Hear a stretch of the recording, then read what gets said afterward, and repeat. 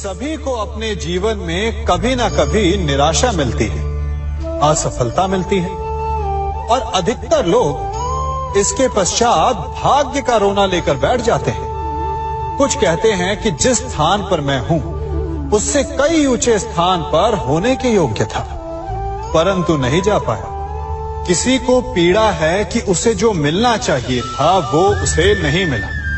भाग्य ही बुरा था। भाग्य क्या होता है? भाग्य वन में खिला पुष्प देवताओं को चढ़ाया जाएगा, या किसी सुंदरी की वेणी में वो सजेगा, या फिर उसे कुचल कर उत्पाद बना दिया जाएगा। ये सब एक पुष्प के नियंत्रण में नहीं होता, परंतु जब तक उस पुष्प का अस्तित्व है, सुगंध बिखेरना उसके वश में अवश्य है। परंतु भाग्य हमारे वश में नहीं, और जो हमारे वश में नहीं उसके लिए दुखी होने से क्या होगा? कर्म पर वश है, वो कीजिए और धीरे धीरे भाग्य आपके वश में आ जाएगा, क्योंकि कर्म ही प्रधान है। कभी आप ब्रह्म मुहूर्त में जगे हैं? जगकर देखिए, संध्या होने के पश्चात जब रात्रि का अंधकार सारे संसार को धीरे धीरे अपने अंधकार में निगलने लगता है, तो यही अंधकार ब्रह्म मुहूर्त में भोर होने से ठीक पूर्व तनिक अधिक काला हो जाता है। कुछ समझे? हमारा जीवन भी कुछ ऐसा ही होता है। जब हमारे जीवन की समस्याएं अपने अंत पर होती है, तो यही समस्याएं एक भीषण रूप लेकर हमारे समक्ष प्रस्तुत हो जाती है, और ऐसे परिस्थिति में अधिकतर लोग हार मान जाते हैं, भय खा जाते हैं। परंतु यदि आप हार न माने, भय न खाएं, दृढ़ रहें, निरंतर आगे बढ़ते रहें, तो प्रकाश के रूप में हमारा स्वागत करने के लिए सूर्य उदय सदा हमारे समक्ष प्रस्तुत रहेगा। आपने बरगद के वृक्ष को देखा है? जितना विशाल उतना दृढ़। पतझड़ में वो सूख जाते हैं, परंतु दुर्बल नहीं होते, टूटकर गिरते नहीं। और उसके विपरीत दलदल में उपजे वृक्षों को देखिए, वो दिखने में तो बड़े होते हैं, पतझड़ आए या शीत सदा हरे भरे होते हैं, परंतु इतने दुर्बल होते हैं कि जलधारा के हल्के से वेग से वो गिर जाते हैं। परंतु ऐसा क्यों होता है?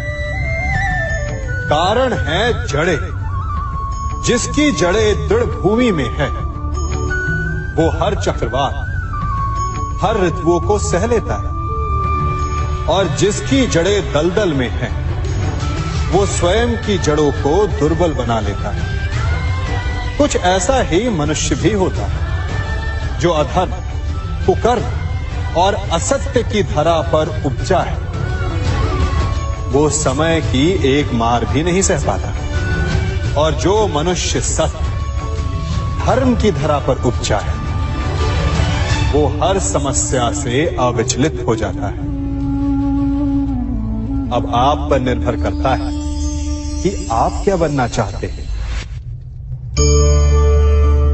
हमारे जीवन में मित्र और शत्रु बड़ा महत्व रखते हैं। यदि गंभीरता से सोचा जाए तो ऐसा कोई क्षण नहीं जब हम अपने मित्रों के बारे में ना सोचते हो, या फिर अपने शत्रुओं के बारे में।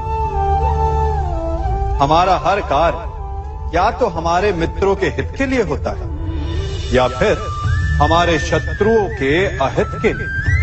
हम हर स्थान या तो अपने मित्रों के साथ होते हैं, या फिर अपने शत्रुओं के साथ। कोई नहीं चाहता कि उनका शत्रु प्रसन्न रहे।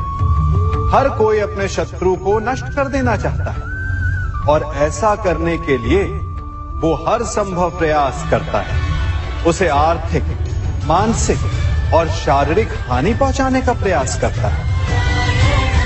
परंतु यदि मैं आज आपको ऐसा मंत्र सिखाऊं जिससे आप अपने शत्रु को सदा के लिए नष्ट कर दे तो,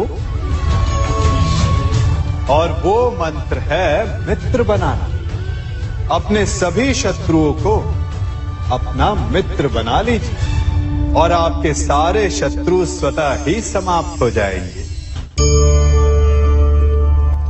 मैं क्या कर रहा हूं?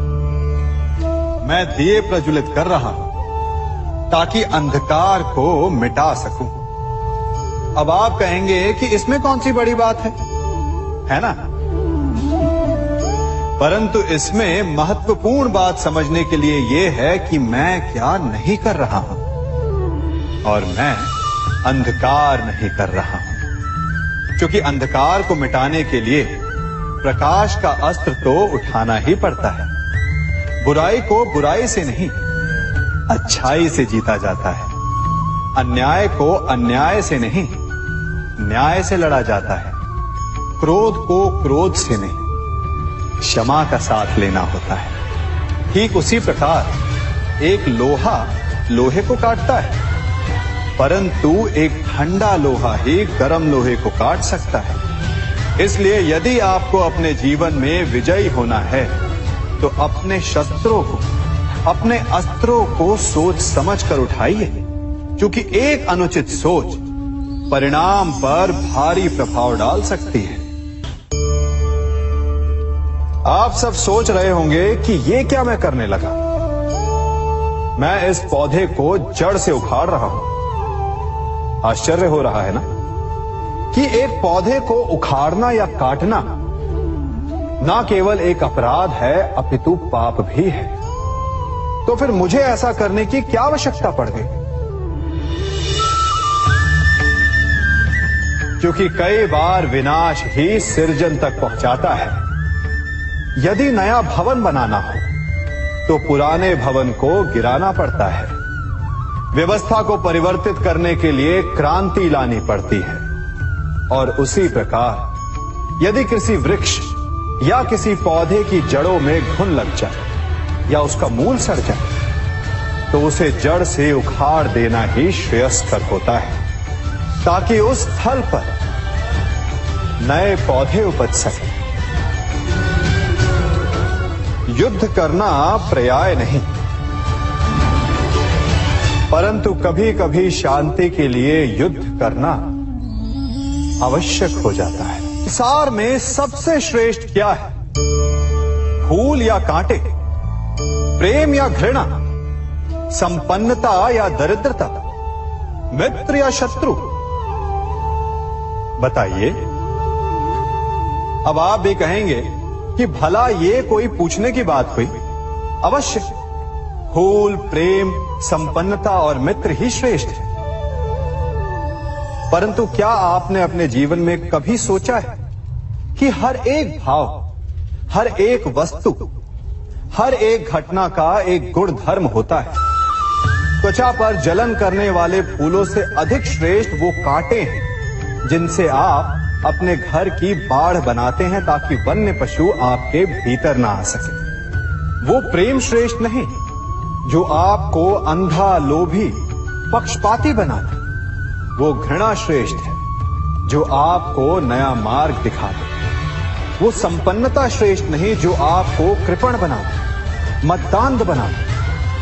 वो दरिद्रता श्रेष्ठ है जो आपको जीवन में परिश्रम करने की शिक्षा दे। कुविचार देने वाले, बुरा मार्ग दिखाने वाले मित्रों से अधिक श्रेष्ठ वो शत्रु होते हैं जो हमें जीवन का लक्ष्य दे दे। इसलिए अपने जीवन में हर वस्तु, हर भाव, हर घटना के गुण धर्म को पहचानिए और उसके पश्चात अपना चयन कीजिए। स्वर्ण, हम सभी को अपने जीवन में स्वर्ण से कभी ना कभी कुछ ना कुछ थोड़ा या अधिक मोह होता ही है ना? परंतु क्या आपने कभी सोचा कि स्वर्ण को प्राप्त कैसे किया जाता है? जब भूमिगत खदानों से स्वर्ण को निकाला जाता है तब वो एक पाषाण की भांति होता है।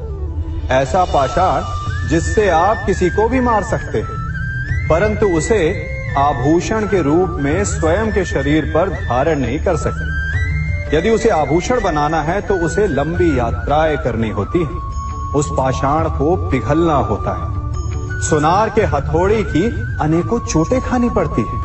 फिर काट छाट और उसके पश्चात जाकर वो ऐसा आभूषण बनता है जो हमें वर्षों तक, सदियों तक लुभाता रहता है। इसलिए यदि आपको समय पर विजय पानी है तो स्वयं के निर्माण पर समय देना होगा।